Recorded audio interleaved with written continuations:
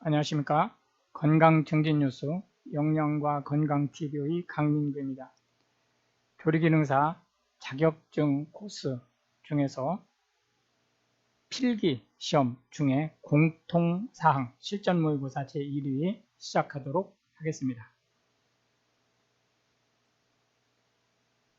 중금속에 의한 중독과 증상을 바르게 연결한 것이 뭐냐라고 물어봤네요. 이 문제는 중금속에 의한 식중독을 물어보는 겁니다. 중금속에 의한 식중독은 만성 식중독이라는 특징을 가지고 있죠. 심지어는 20년, 30년 이상 쌓여서 만들어지는 식중독이다 라고 할 수 있는데요. 1번 납중독이 빈혈 등의 조혈장애를 일으킨다 라고 하는 것이 답이 되겠습니다. 수은중독은 보행장애, 사지마비 이 부분이죠. 이 수은중독은 이 맨 마지막에 있는 지문과 연결된 거다라고 볼 수 있겠고요. 카드뮴이 바로 골면화증이다 이렇게 보실 수가 있겠습니다. 비소중독이 흑피증, 각화증 해서 이렇게 연결이 되겠죠. 2번 문제로 넘어가겠습니다. 물의 자정작용에 해당되지 않는 것이 뭐냐라고 물어봤네요. 자정작용이라고 하는 것은 다른 인공적인 어떤 가해진 거라든지 이런 것이 없이 물 스스로가 물 자체를 정화하는 작용을 자정작용이다 이렇게 얘기하는데요. 해당되지 않는 것을 물어봤으니까 답은 4번 소독작용이 되겠습니다. 소독작용은 햇빛에 의한 자외선살균이 주로 적용되는 케이스이기 때문에 물 자체의 작용에 의한 정화작용이 아니다 라고 볼 수 있겠죠. 희석작용이라고 하는 것은 빗물이라든지 이런 것들이 외부에서 유입됨으로써 호수라든지 이런 것들에 있는 물이 깨끗해지는 그러한 것을 얘기하는 거고요. 침전작용이라고 하는 것은 호수, 특히 강, 바다 이런 데서 무게가 있는 불순물들이 밑으로 가라앉는 것을 얘기합니다. 산화작용이라고 하는 것은 산소나 오존과의 화학적 작용, 그러니까 물 자체에서 일어나는 화학적 작용에 의해서 일어나는 것이 산화작용이다. 이렇게 말씀드릴 수가 있겠습니다. 3번 문제로 넘어가겠습니다.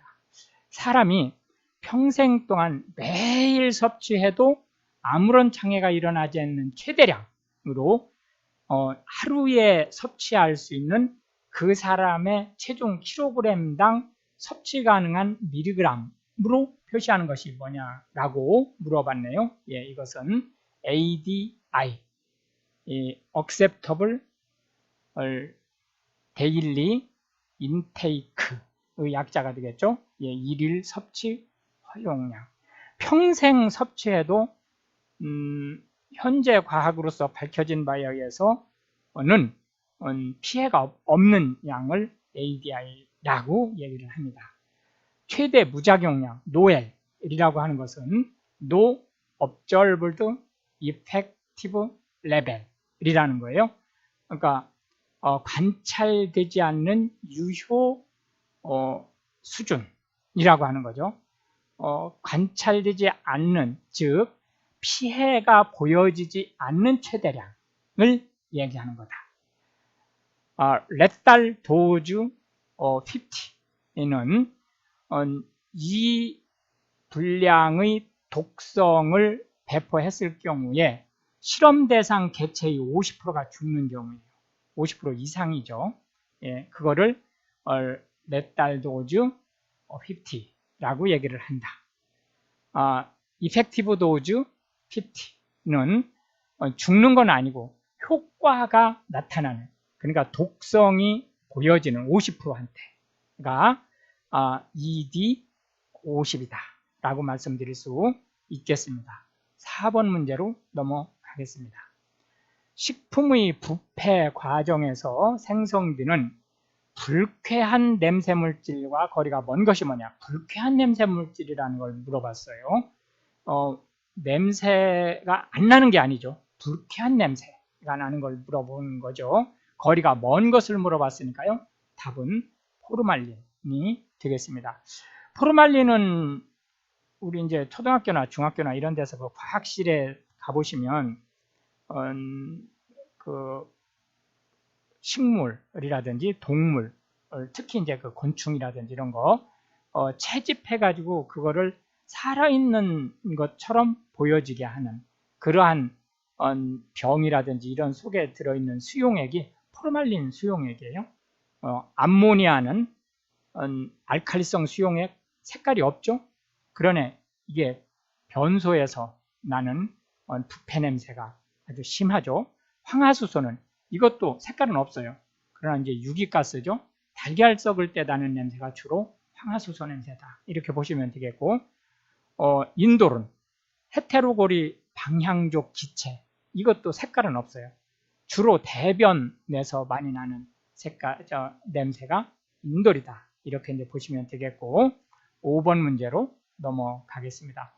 에탄올 발효 시 생성되는 메탄올의 가장 심각한 중독 증상이 뭐냐? 예, 이것은 이제 실명이 답이 되겠습니다. 지금 코비드-19, 우리나라에서 코로나19라고 그러죠. 예, 코로나19의 소독제로 사용되는 것 중에 상당 부분이 메탄올 성분을 가지고 있어요. 물론 많은 건 아니에요. 약간 가지고 있는데 어린 애기들이 손에 닿는데 놓으면 이거가 장난을 하다가 눈을 멀 수 있어요. 그러니까 조심하셔야 됩니다. 여기서 경기라는 것은 뭐죠? 예, 이거는 실신 상태에 가깝게 이제 뒤로 넘어지면서 꼭 간질은 아니에요. 그러나 이제 간질처럼 그 착각하게 할 수 있는 그러한 형태를 이제 경기를 한다라고 얘기를 한다고 말씀드릴 수 있겠고, 6번으로 넘어가겠습니다. 세균, 우리가 박테리아라고 하는 게 세균이죠. 번식이 잘 되는 식품과 가장 거리가 먼 것이 뭐냐라고 물어봤어요. 온도가 적당한 식품, 적당한 온도, 박테리아가 그 생성하는 조건 중에 중요한 조건이죠. 수분을 적당량 함유한 것, 당연히 박테리아 환경이 좋죠. 영양분이 많은 식품, 더더군다나 박테리아가 살아가기 좋죠. 산이 많은 식품은, 산은 세균을 죽이죠. 예, 세균을 박멸시키는 기능을 하는 거예요. 산이, 특히 강산. 우리 위에 1 내지 2, pH 값 1 내지 2의 초강산이 위산이잖아요. 그러니까 위산에 외부에서 들어간 거의 대부분의 그 세균들은 다 죽습니다. 네, 이렇게 산이 세균을 박멸하는 기능을 가지고 있다. 이렇게 보실 수 있겠습니다. 계속해서 7번으로 넘어가겠습니다. 식품위생법상 조리사를 두어야 할 영업이 아닌 것이 뭐냐라고 물어봤네요. 우선 식품위생법상 조리사를 두어야 되는 것은 크게 두 군데예요.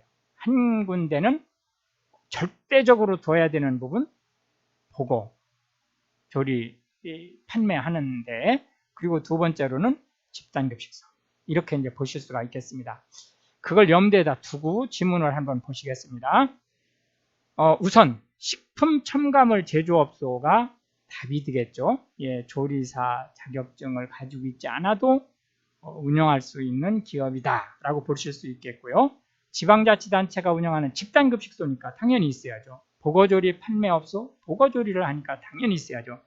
병원이 운영하는 집단급식소, 당연히 집단급식소이기 때문에 조리사가 있어야 되겠습니다.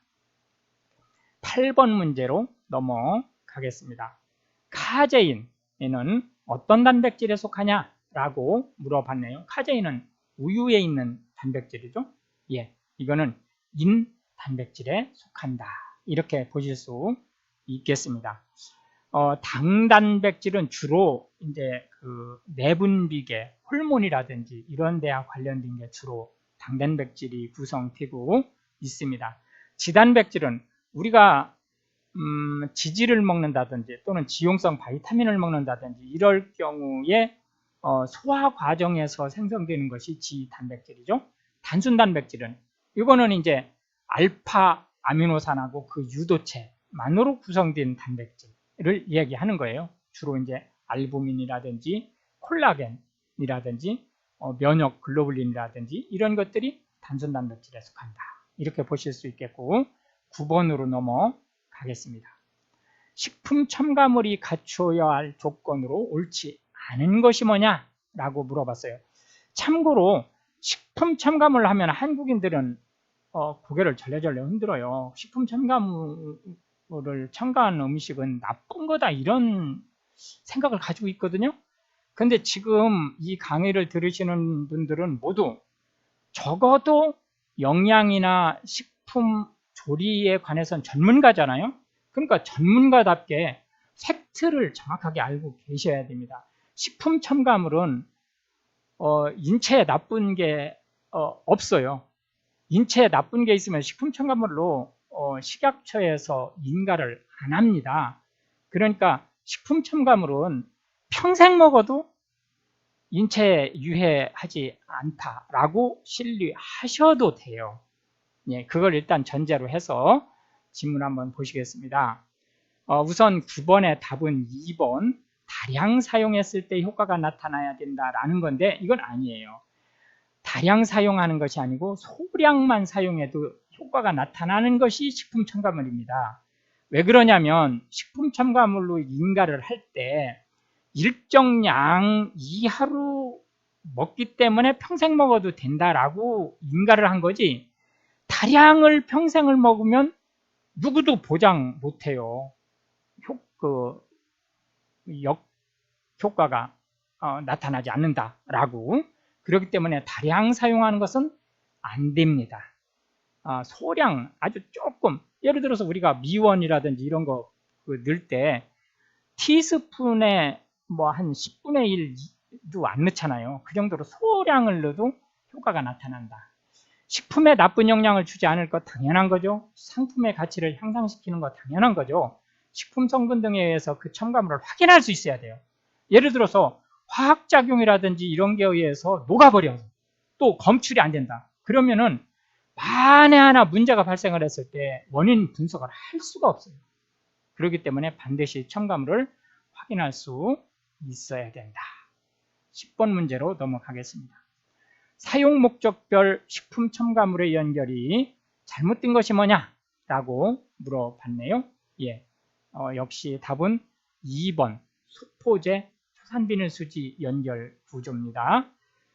우선 초산비닐수지가 뭐냐? 얘는 피막제로 쓰는 거예요. 소포제가 아니에요. 피막제로 쓰는 겁니다. 피막제는 뭐죠? 예를 들어서 채소라든지 과일이라든지 이런데 그 습기가 너무 빨리 방출되지 않게 하기 위해서 겉을 살짝 코팅하는 거 또는 그 먹음직스럽게 또 윤이 나게 보이게 하기 위해서 겉을 살짝 코팅하는 걸 피막제라고 얘기를 하고 초산비닐수지가 피막제로 가장 많이 쓰이는 것 중에 하나다. 이렇게 보시면 되겠습니다. 소포제라는 건 뭐죠? 이 소포제는 계면활성제, 또 유화제라는 말 같은 말입니다. 이거는 기름과 물이 원래 물과 기름은 섞이지 않잖아요. 근데 이거를 잘 섞이게 하는 그런 기능을 하는 게 소포제다. 이렇게 보실 수 있겠습니다. 착색료라고 하는 것은 뭐죠? 예, 색깔이 잘 나게 하는 것이 착색료죠. 철, 클로로필 소듐이 착색료의 대표적인 것 중에 하나다라고 보실 수 있겠고, 표백제는 설명 안 드려도 되죠? 예, 메타, 중, 아황산 포타슘이 표백제로 대표적인 것 중에 하나다라고 보실 수 있겠습니다. 감미료라고 하는 것은 조미료 중에서 단맛 나는 것만 따로 감미료로 분리해서 구분을 하고 있습니다. 예, 사카린 소듐이 감미료의 대표적인 것 중에 하나라고 보실 수가 있겠습니다. 11번 문제로 넘어가겠습니다. 식품을 구성하는 성분 중에 특수 성분인 것이 뭐냐라고 물어봤네요. 식품 구성하는 것은 우리가 크게 6가지로 구분되죠. 6대 영양소라고 해서 첫째, 탄수화물 가장 흔한 거죠. 그 다음에 지질, 그리고 단백질, 그 다음에 이제 바이타민, 미네랄, 그리고 물, 이렇게 해서 이제 6가지 식품 요소가 있는데, 그렇다면 이제 수분, 이거 물이니까 당연히 들어가죠. 섬유소, 탄수화물이니까 당연히 주 영양 성분에 들어가는 거죠. 예, 단백질 당연히 들어가는 거죠. 효소, 이 효소는 단백질로 만들어지기 때문에 물론 크게는 다 그 식품 구성 요소에 들어가는 거라고 말을 할 수도 있어요. 그러나 효소는 우리가 통상 얘기하는 음식으로 섭취하려고 하는 것이 아니고 얘는 기능을 하는 거예요. 만들어지기를 단백질로 만들어지는 것 뿐이지 실제는 우리가 얘기하는 영양소가 아니고 영양을 섭취하는 것에 작용을 하는 기능을 하는 거다라고 하는 것으로 특수성분으로 구분할 수가 있겠습니다. 12번 문제로 넘어가겠습니다. 달걀을 저장하는 가운데 일어나는 변화로 옳은 것이 뭐냐라고 물어봤어요. 옳은 거. 자, 달걀을 저장한다라고 하는 것은 이 얘기는 무슨 얘기죠? 거꾸로 얘기하면 달걀이 신선하냐 오래됐느냐, 오래되면 신선치 않은 거죠. 예, 오래됐느냐를 구분하는 측정 방법을 지금 물어보는 거예요. 예. pH 값이 저하된다? 아니에요. 오래되면 pH 값이 올라갑니다. 알칼리로 변해요. 재미있죠? 예, 산성에서 알칼리성으로 변합니다. 오래되면. 그러니까 틀린 거죠. 중량은 감소합니다. 예, 2번이 맞는 말이에요. 난황계수가 증가하는 게 아니고 감소하는 거예요. 이거 설명 조금 이따 좀 드릴게요. 수양란배, 물이라든지 이런 성분이 더 많아지는 거예요. 증가하죠. 그러니까 난황계수에 대해서 달걀을 껍질을 깨뜨려 가지고 접시라든지 이렇게 평면에 놓으면은 흰자가 쫙 퍼지죠. 이렇게 흰자가 쫙 퍼집니다. 그리고 그 위에 노른자가 이렇게 동그스름하게 이렇게 오똑 서게 되죠. 요 높이 나누기 이 너비, 흰자의 퍼진 너비, 요거를 우리가 난황계수라고 얘기를 해요. 그러니까 난황계수는 증가할 수가 없어요. 무조건 줄어드는 겁니다. 암탉이 달걀을 낳는 순간 가장 높아요. 난황계수가. 그러고 계속 줄어들어요. 먹을 때까지. 계속해서 13번 문제로 넘어가겠습니다.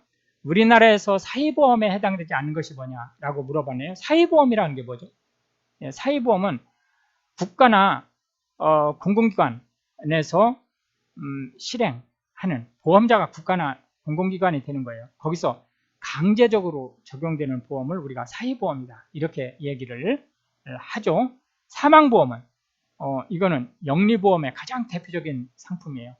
근데 우리나라는 사망보험은 재수가 나쁘잖아요.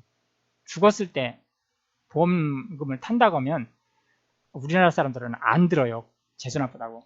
그래서 우리는 주로 이제 사망보험이라는 거를 양로보험이라는 말로 바꿔 부르고 있어요.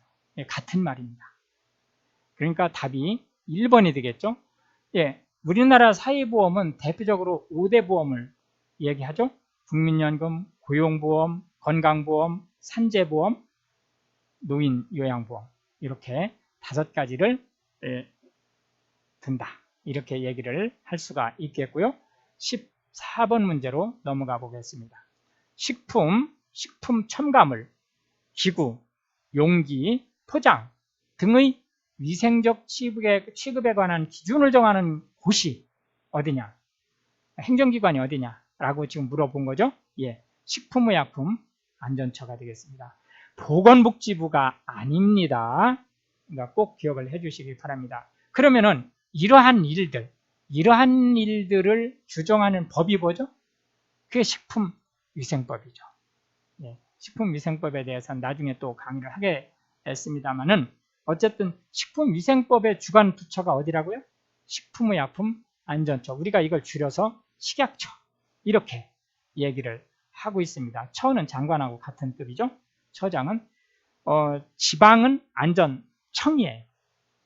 예, 15번 문제로 넘어가겠습니다.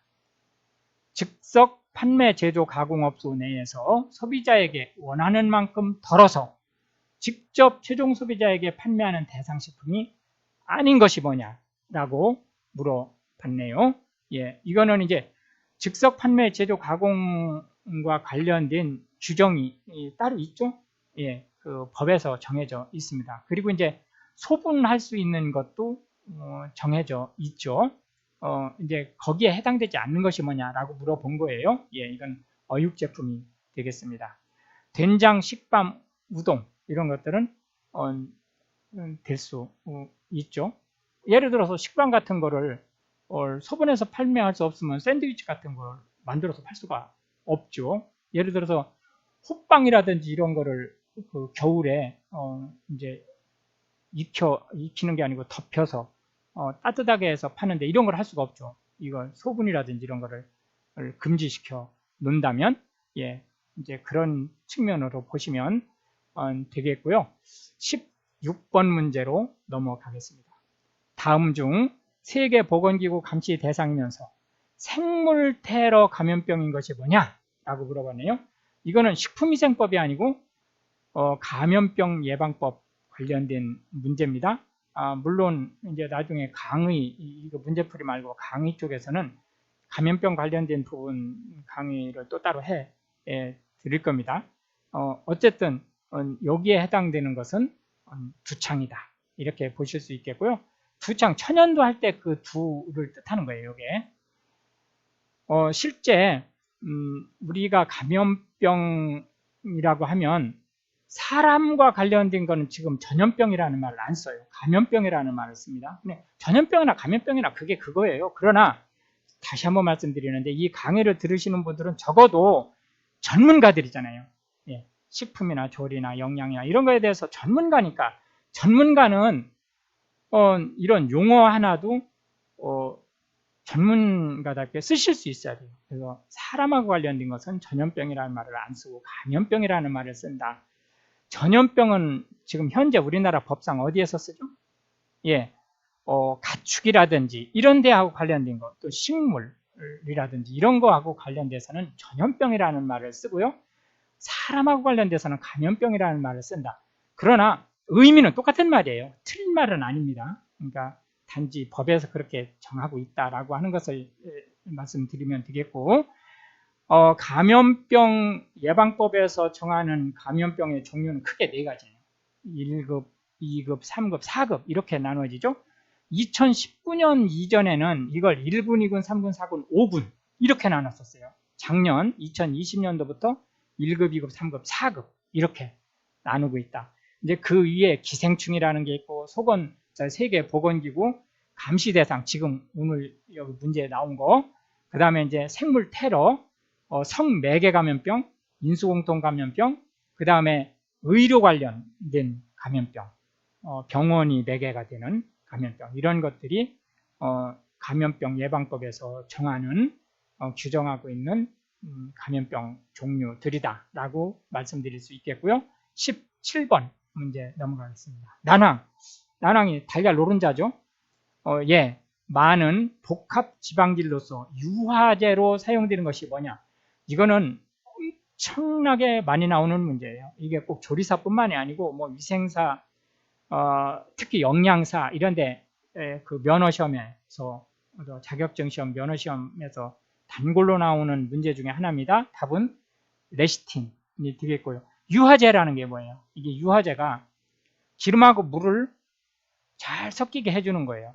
예를 들어서 우리가 옷에 기름기가 묻었다. 그럼 그걸 물로 빨으려고 하면 기름하고 물이 섞이지를 않으니까 물빨래를 할 수가 없잖아요. 그러니까 우리가 비누를 사용하죠. 그 비누가 바로 유화제예요. 그래서 옷에 묻어있는 기름기를 세척 대상인 물하고 잘 섞이게 하는 그런 기능을 해주는 거죠. 글리세롤이라고 하는 것은 뭐냐면 중성지방의 뼈대를 탄소 골격이라고도 해요. 여기에 탄소 1번 탄소, 2번 탄소, 3번 탄소 이렇게 붙어 있고 여기에 지방산이 이렇게 붙어 있죠. 해서 중성지방이 만들어지는 거예요. 예, 스테롤이라고 하는 것은 스테로이드 핵을 가진 유기 알코올 성분을 모두 스테롤이다. 이렇게 얘기를 하고요. 글리콜은 이가 알코올 성분을 글리콜이다. 이렇게 얘기를 한다. 18번 문제로 넘어가겠습니다. 중성지방의 구성 성분이 뭐냐라고 물어봤네요. 조금 전에 설명드렸었죠? 예, 글리세롤과 지방산 3개가 이렇게 붙어 있죠. 그러니까 3번이 되겠습니다. 질소는 이거는 단백질에만 있어요. 6대 영양소 중에서 유일하게 단백질에서 질소를 가지고 있어요. 아미노산은 이 질소를 포함한 최저 성분이죠. 단백질의 가장 작은 성분이 아미노산이에요. 포도당은 예, 탄수화물의 가장 작은 성분이죠. 예, 지방산은 지질, 이 중성지방의 가장 작은 성분이 지방산이에요. 그런데 이 포도당 때문에 얘가 답이 안 되는 거죠. 예, 19번 문제로 넘어가겠습니다.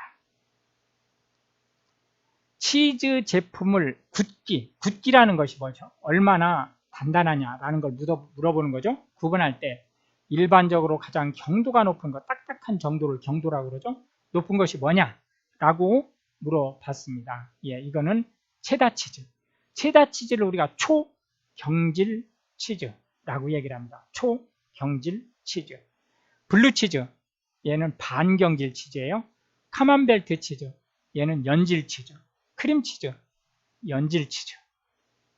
크림 하면 우리가 그 케이크 위에 살짝 덮는 걸 크림이라고 하잖아요. 크림 얼마나 부드러워요. 그러니까 연질 치즈다. 그리고 여기 얘는 나와 있지 않지만 경질 치즈가 있어요. 경질 치즈의 대표적인 것이 고다 치즈다. 이렇게 얘기할 수 있겠고요. 카멘벌트라고 하는 건 영어식 발음이고요. 이게 프랑스식 발음으로는 까맹베르라고 얘기를 하니까요. 참고하시기 바랍니다. 20번 문제로 넘어가겠습니다. 알코올 1g당 열량 산출 기준이 어떻게 되느냐라고 물어봤네요. 예, 답은 7kcal다.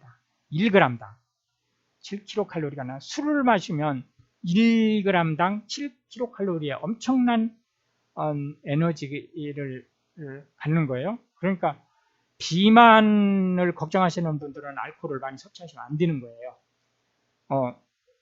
제로 킬로칼로리, 즉 열량이 나지 않는 영양소는 뭐죠? 예, 당연히 물, 그 다음에 바이타민, 그리고 미네랄. 4kcal, g당 4kcal가 나는 거는 단백질과 탄수화물. 예, 9kcal가 나는 거는 지질.